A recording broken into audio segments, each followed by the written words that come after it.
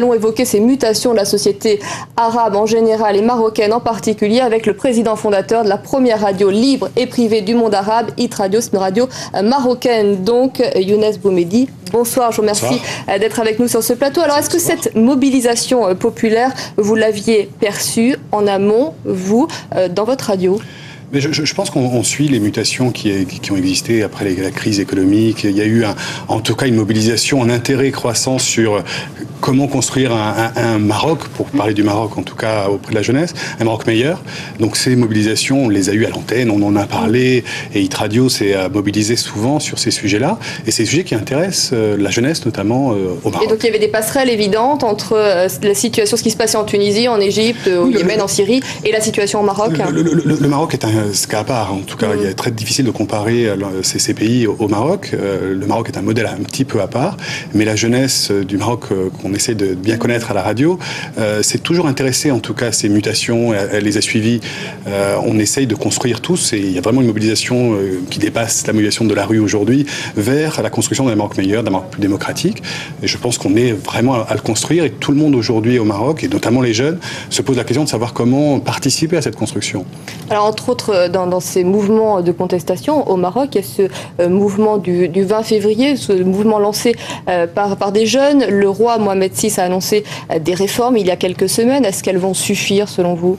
Il y a un fort attentisme au Maroc. La jeunesse espère, il y a plein d'espoir. Et aujourd'hui, je pense qu'elle fait confiance dans la large majorité aux bouleversements, en tout cas aux mutations qui existent au Maroc. Pour ne citer que quelques exemples là-dessus, il y a des instances importantes, en tout cas qu'à la radio on soutient et qu'on essaye de suivre avec attention, qui sont le CNDH, le Conseil national des droits de l'homme, le CNDP, qui est un équivalent de la CNIL française au Maroc, et il y a une Commission nationale des données personnelles. Il y a un certain nombre d'instances aussi qui sont là comme des garde-fous, et je pense qu'il y a vraiment une attention donnée aujourd'hui sur ces instances, et une confiance qui est préportée sur ces instances. Vous voulez dire donc Hit Radio, c'est une radio libre, la liberté est totale, on peut aborder absolument tous les sujets, ou est-ce qu'il y a encore des sujets tabous ? Il y a très peu de sujets tabous.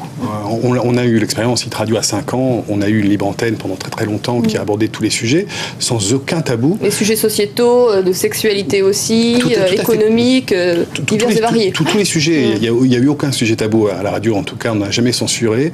C'était compliqué parce qu'on apprend aussi la liberté de parole, la prise de parole, c'est assez nouveau, notamment pour la jeunesse. Hit Radio était un petit peu un ovni dans le paysage audiovisuel marocain quand elle est née en 2006. Vous n'avez pas eu de difficulté justement au début de la radio, oui. Fatalement, on explorait, nos auditeurs aussi exploraient cette prise de parole. Nous aussi, à la radio, on le faisait. Vous voulez dire qu'ils étaient craintifs à l'idée de s'exprimer ? Oui, craintifs, mais très avides en tout cas de participer au débat, de participer à des discussions. Ils l'ont fait. Une libre antenne, qui était une émission que nous avons à la radio, qui a évolué depuis, durait 4 heures tous les jours, quotidiennes. On recevait des milliers d'appels par semaine, et les gens étaient avides de pouvoir s'exprimer.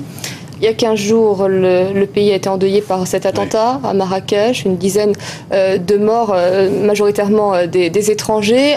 Apparemment, donc, ce sont des djihadistes marocains et non pas AQMI qui sont les auteurs de cet attentat. Est-ce que la société marocaine craint une islamisation de sa société ? Est-ce que c'est une angoisse partagée par les jeunes auditeurs ? Je pense qu'il faut rappeler déjà que le Maroc est très loin de ça. Les valeurs marocaines qui sont partagées unanimement par tous les Marocains sont des valeurs de tolérance, d'ouverture, de solidarité, de fraternité. Donc on n'est pas dans ce modèle-là. C'est pas du tout le Maroc. On peut être choqué, et l'ensemble du Maroc a été choqué, se mobilise aujourd'hui pour dénoncer des attentats qui malheureux qu'il y a eu, mais c'est pas du tout les valeurs marocaines. Et la jeunesse ne se reconnaît pas du tout dans ce type d'attaques extrémistes.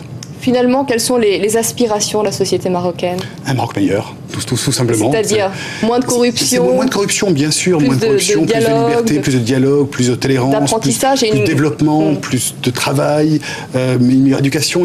Tout ça, tout est partagé. C'est vrai qu'il y a une injustice quand on va au Maroc. Par exemple, les étrangers ont beaucoup plus de liberté que les Marocains eux-mêmes. Quand on va à l'hôtel, ou il y a des choses que les étrangers ont le droit de faire, que les Marocains eux-mêmes ne peuvent pas faire quand ils rentrent au Maroc. Il y a certainement, en tout cas, l'hospitalité marocaine fait aussi qu'on est peut-être plus tolérant avec des étrangers ou des touristes qui viennent, mais c'est aussi peut-être le travers du Maroc d'être hospitalier. On est peut-être plus prudent avec les Marocains, mais c'est des choses aussi, c'est un combat au quotidien d'avoir plus de liberté, et je pense qu'on est vraiment dans cette dynamique aujourd'hui. Voilà, je vous remercie beaucoup d'avoir répondu à nos questions sur ce plateau. Hit Radio. Hit Radio. Bienvenue à Hit. 100% hit.